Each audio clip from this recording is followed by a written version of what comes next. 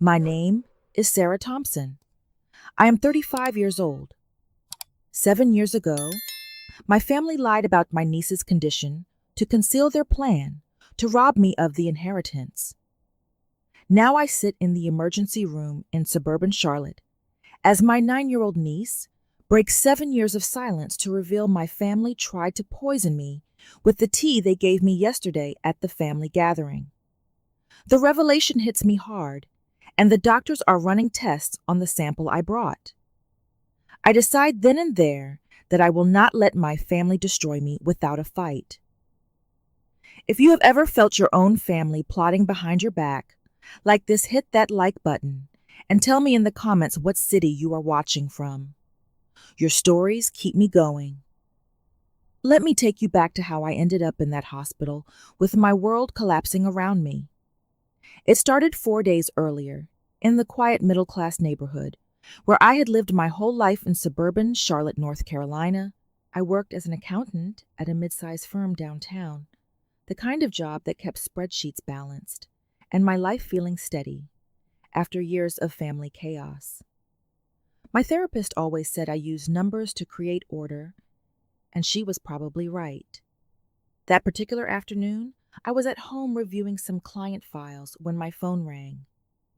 It was my mother, her voice dripping with that fake sweetness she saved for when she wanted something from me.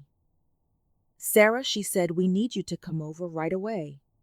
Your sister and her husband are heading out for a 7-day business trip up north, and we need someone reliable to keep an eye on things at the house." Of course I said yes, because that is what I always did with my family. I genuinely love spending time with my niece, even if communicating with her had always been through notes and gestures. I adored that little girl with her big watchful eyes that seemed to take in everything. My mother had always told everyone my niece was born with a rare neurological issue that made speaking impossible, and I never questioned it. Why would I? She was my mother. Mothers know their children. I drove over to my older sister's house around noon, the same neat 2-story colonial with a big backyard that always looked like it belonged in a magazine spread. My sister greeted me at the door with a quick hug, which was unusual because she was never much for physical affection. "You are a lifesaver," she told me, looking perfectly put together, as always, with her hair done and designer bag by the door. My brother-in-law was loading suitcases into their car and barely glanced my way, just a quick wave and a mumbled thanks. He seemed jittery, but my brother-in-law was often like that, so I did not think much of it. My mother was already inside arranging things in the kitchen like she owned the place, even though it was my sister's home. She pressed a large thermos into my hands, the one with the blue lid. "I made this herbal blend for you," she said with that sharp little smile that never quite reached her eyes. "You have been looking so stressed lately with work and everything. Drink it all. It will help you relax while you watch my niece." Something about the way she said it felt off too insistent, but I smiled and thanked her, because that is what I did. I had always been the one who smoothed things over the reliable daughter who never pushed back. My father stood in the doorway, watching the whole exchange. When my mother turned to him and said something about how I needed to learn to take better care of myself, he suddenly burst out with a defensive snap. "Leave her alone," he said, his voice louder than usual. "She is doing us a favor here. Do not start in on her the second she walks in the door." It was not the usual quiet agreement I expected from him, but something sharper, like he was tired of the way she always steered things. My mother just rolled her eyes and changed the subject. But I caught the way my father clenched his jaw afterward, the kind of look that said he might confront her privately later. Before they all left, my mother pulled me aside one more time. "Remember," she said with that cutting sarcasm she loved to slip in, "do not let my niece get any ideas about being difficult. She is fragile, you know. We all have to protect her from anything that might upset her delicate state." The words landed like a slap, laced with that long-held resentment my mother never hid when it came to me. She always acted like I was the one who needed managing the daughter who could not be trusted to handle family matters without guidance. My sister chimed in right after her tone, matching my mother's perfectly. Yes, Sarah, just keep things calm and quiet. We trust you to do what is best for everyone. The car pulled away, and I turned back to the house thermos still in my hands. My niece was standing in the living room, staring at me with an intensity I had never seen. Then my niece, the child my family had insisted for 7 years could not speak a word, opened her mouth. Aunt Sarah, do not drink that tea my grandmother made. They planned something bad. Her voice was clear and steady, like she had been practicing in her head for years. My blood turned to ice. I set the thermos down like it was on fire and dropped to my knees in front of her. My niece, I whispered, you can talk. She nodded, eyes huge but fierce. I always could, she said. My grandmother and my mother made me stop. That is when she told me the story that ripped my understanding of my family to shreds. My niece had not been born with any condition. At age 3, she had been a normal, chatty toddler who sang songs and asked endless questions. On afternoon, she overheard my mother on the phone in the kitchen talking about how they needed to get me out of the picture so the family could control the entire inheritance my parents had left. My mother had said I was too independent, too questioning, and that once I was sidelined, they could redirect everything to my sister who had a child to raise. Innocent and confused, my niece had asked my mother the next day what out of the picture meant. My mother's face had gone cold. She grabbed my niece's arms hard enough to leave bruises and knelt down, hissing that if my niece ever spoke again, something terrible would happen to me. Your voice is dangerous, my mother had told her. Every word you say hurts your aunt. If you love her, you will never make another sound. My niece loved me. I was the aunt who read her books and sat with her for hours without making her feel broken. So at 3 years old, she chose silence to protect me. 7 years of terror and invisibility, so my family could keep their secrets. I sat on the kitchen floor crying as this brave little girl explained how being quiet made her invisible to adults. She heard everything. She saw my mother practicing my signature on scrap paper. She overheard late-night talks about transferring the family trust of $2,100,000 into my sister's name by making me seem unstable. 2 nights ago, my niece had crept to the top of the stairs and listened as my mother, my sister, and my brother-in-law planned the trip. The tea will make her sick enough to need the hospital. My mother had said not dangerous, just severe stomach problems and extreme drowsiness. She will be out for 3 to 4 days. While Sarah is in the hospital, we meet with the lawyer in Raleigh. We have the forged papers ready.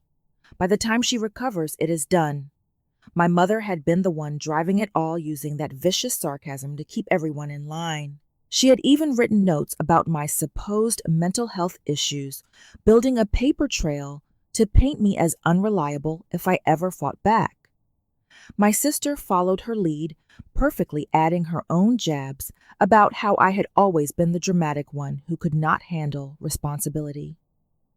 My father had stayed mostly quiet during the planning, but when my mother pushed too hard, he had snapped at her in private, later telling her she was going too far this time. It was not agreement, but it was not enough to stop them either. I pulled my niece into my arms and held her tight.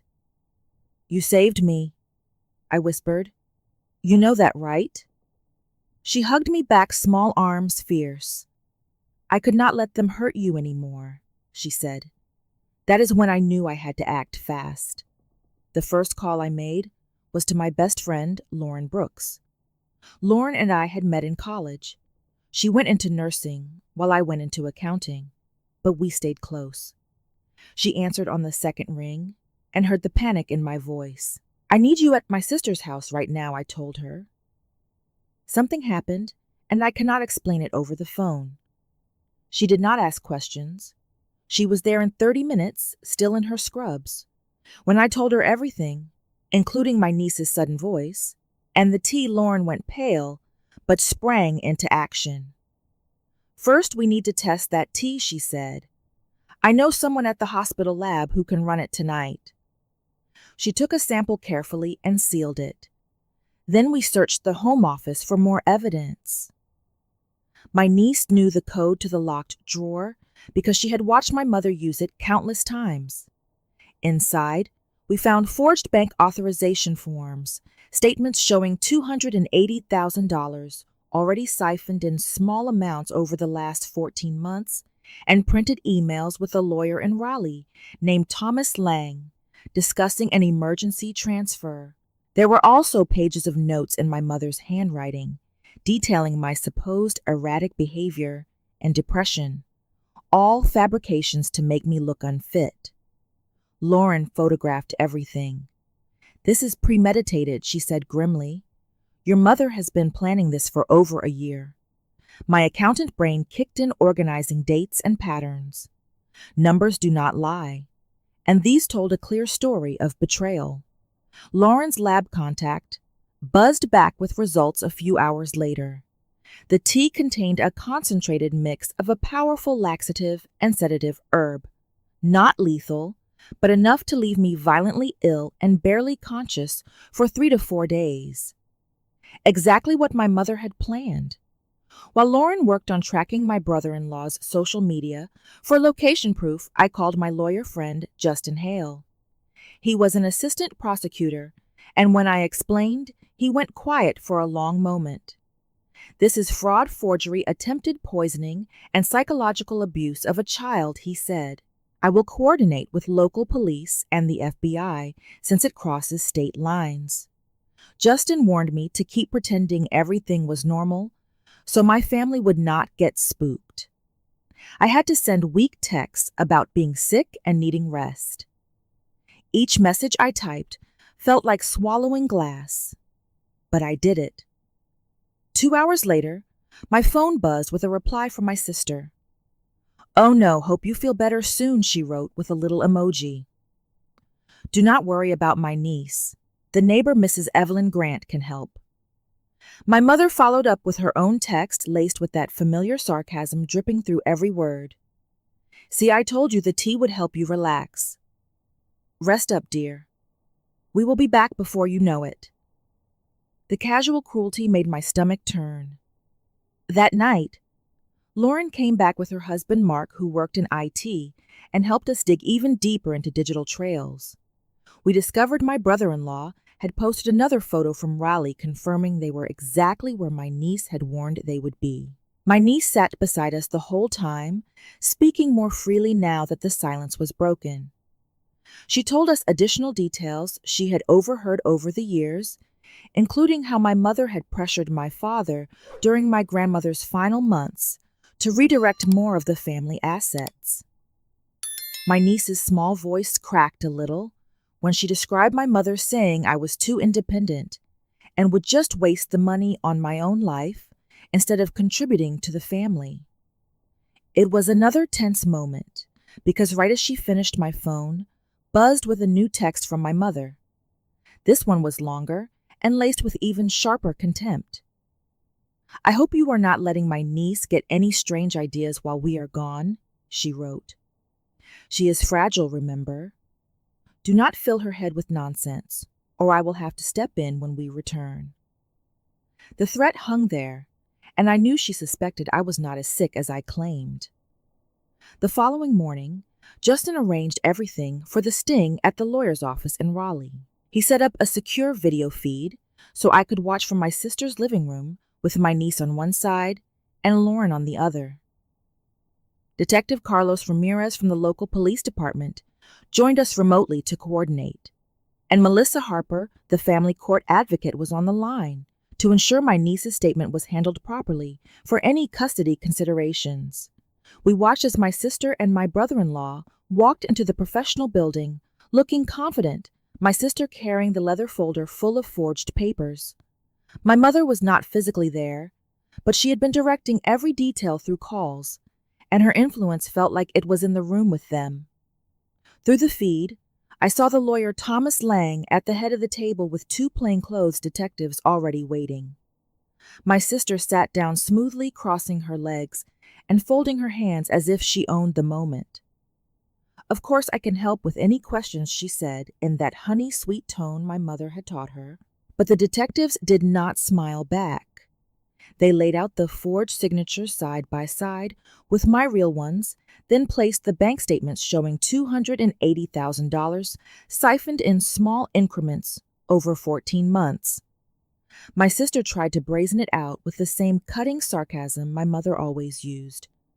"My sister has always had inconsistent handwriting," she said with a little laugh. "And frankly, she is not the most stable when it comes to finances. I have notes about her issues if you need them." But then Detective Carlos Ramirez's voice cut in through the feed, calm but steel-edged. "We have lab results from the tea as well," he said. "A concentrated mix of sedatives and laxatives designed to incapacitate someone for days." My sister froze, and my brother-in-law made a small sound like he was about to crack. The recording of my niece's statement played next, her clear voice filling the conference room as she described the threats from age 3 and everything she had witnessed. My sister tried to deny it all, insisting my niece could not possibly speak, but the evidence was overwhelming, and the mask started to slip. The arrest went down smoothly enough in Raleigh. My sister and my brother-in-law were taken into custody right there in the lawyer's office, and the video feed captured every stunned second of it. My brother-in-law crumbled almost immediately, muttering about how my mother had pushed the whole thing and how he had just gone along to keep the peace. My sister tried one last time to use that cutting sarcasm, sneering at the detectives that this was all a misunderstanding and that I had always been the dramatic one who could not handle family matters. But the evidence was ironclad, and they were led away in handcuffs while we watched from the living room. Detective Carlos Ramirez called me right after to confirm they were being processed and that the FBI was now involved because of the interstate elements. For a brief moment, it felt like a win, like the years of lies and control were finally cracking under the weight of truth. Lauren squeezed my shoulder and said we had done it, that my niece was safe now. Dr. Elena Vargas, who had been monitoring the situation remotely for my niece's sake, nodded in agreement on the line. "Your niece showed remarkable strength today," she said. "This could be the start of real healing for her." But the relief lasted less than an hour before the next blow landed. My phone buzzed with an incoming call from my father. I almost did not answer, but something in my gut told me I had to. His voice started off with that same forced, awkward laugh from before, like he was trying to play the reasonable one again. "Sarah," he began, "I just heard from your mother what happened up in Raleigh." Then the tone shifted in a way that was completely different from anything I had seen, shock turning to sudden interruption as he cut off his own words mid-sentence. "Wait, no. This is not how we handle family business." He snapped, his voice rising in a defensive outburst that left me stunned. "You have gone too far this time, turning your sister and brother-in-law against us like this. Your mother is devastated, and you are destroying everything we built just because you could not let things stay quiet." He did not give me a chance to respond. Instead, he hung up abruptly, leaving me staring at the phone in disbelief. It was not the quiet agreement or the earlier snap I had come to expect. This was raw, shocking frustration aimed straight at me, like I was the villain for exposing the truth. Lauren saw my face and asked what happened, and when I told her, she shook her head. "Your father is choosing sides again," she said quietly. "That is going to complicate the custody hearing tomorrow." The next morning, the family court hearing came faster than I wanted. Melissa Harper from Child Advocacy had prepared everything, and we sat in the small functional courtroom with fluorescent lights buzzing overhead. My niece was there beside me in her favorite purple dress, her hand in mine the whole time. Dr. Elena Vargas testified first about the psychological abuse my niece had endured, describing the 7 years of enforced silence as a form of coercive control that had left deep scars, but also showed my niece's incredible resilience. The judge, an older woman with kind but firm eyes, listened carefully and asked my niece directly if she felt safe with me. My niece stood up straight and said in her clear voice that she wanted to live with me because I was the only one who ever really listened. The words filled the room with a quiet power that made even the court reporter pause. For a moment it felt like the painful choice might not be necessary, like justice could finally land on the right side. Then my mother's lawyer entered the room with a settlement offer that changed everything. My mother was not in custody yet, thanks to her remote lawyering and the fact that the poisoning charge was hard to pin directly on her without my sister and brother-in-law's full cooperation. The offer was simple on paper, but devastating in practice. If I agreed to drop the more serious charges against the family, including the psychological abuse details that would require my niece to testify again in a criminal trial, they would not contest custody. My niece could stay with me permanently, but there was a catch. The trust fund, already partially drained, would be divided in a way that left me with only a fraction after legal fees and what they called family reconciliation costs. My mother would avoid any jail time, and my father had apparently signed on to support the deal, sending a cold email overnight that arrived right before the hearing. In it, he blamed me entirely for ruining the family unit, writing that my actions had forced them to protect what little remained, and that I should be grateful they were even offering this much. The email ended with a shocking line that felt like a final jab. "You always were the one who could not see what was best for everyone," he wrote. "Now live with it." I sat there in the courtroom, feeling the weight of it all crash down. Melissa Harper leaned over and whispered that I could fight it, that the evidence was strong enough for a longer battle, but it would mean months of hearings and my niece having to relive the trauma on the stand. Dr. Elena Vargas nodded sadly, confirming that another round of testimony could set my niece's progress back significantly. My mother had orchestrated this perfectly from afar, using her sarcasm-laced influence even now to force my hand. Lauren and Justin waited outside, ready to support whatever I chose, but the decision had to be mine. I looked at my niece, who was watching me with those watchful eyes that had carried so much for so long. She whispered, "I just want to be with you, Aunt Sarah. No more secrets." The words broke something in me, because I knew what I had to do. I accepted the settlement. It was the lesser evil, the painful choice that meant my mother and the rest of the family largely walked away with minimal consequences, while I got my niece, but lost almost everything else financially and emotionally. 2 weeks later, the papers were signed, and the trust fund battle ended in a quiet courtroom with no fanfare. I received enough to cover basic legal costs and a small education fund for my niece, but the bulk of what remained went into what my mother's side called family preservation accounts. My sister and my brother-in-law took pleas that kept them out of serious prison time, and my mother faced no charges at all. My father never reached out again after that email, choosing instead to stand by her in complete silence. I sold my sister's house quickly through a realtor friend and used the proceeds to relocate us to a small apartment in a different part of North Carolina, far enough away to feel some distance, but not enough to escape the regret that settled in my chest every night. My job as an accountant suffered from the time away, and I had to take a lower-paying role just to keep us afloat. Lauren stayed in touch, but even her support could not fill the emptiness of knowing my family had forced me into this corner.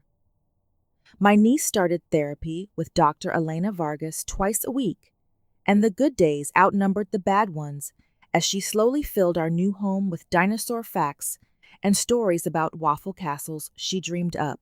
She spoke constantly, now her voice a constant reminder of the bravery that had saved me. But on the quiet evenings when she was asleep, I would sit on the balcony with my coffee and think about the cost. I had chosen her safety over full justice, and in doing so, I had let my mother win the bigger war. The family I once believed in was gone, replaced by a heavy silence that mirrored the one my niece had endured for 7 years. Sometimes I wondered if pushing harder would have changed things, but the thought of my niece reliving those threats in open court always stopped me. This was survival, not victory, and the emotional isolation that came with it weighed on me more than I wanted to admit. Looking back now, I realize the real lesson was not about revenge or winning against my family. It was about understanding that some betrayals run so deep that the only way forward is to choose the painful path that protects what matters most, even if it leaves you standing alone. My mother had used her control and sarcasm to build a world where I was always the problem, and in the end, I had to step out of that world completely. It hurt in ways I still cannot fully describe, but my niece's laughter in the mornings made it worth the sacrifice.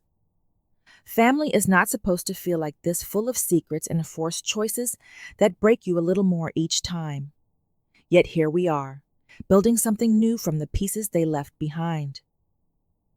Thank you for listening to my story.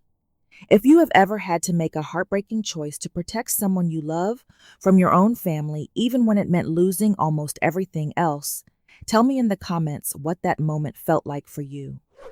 Your stories remind me I am not alone in this.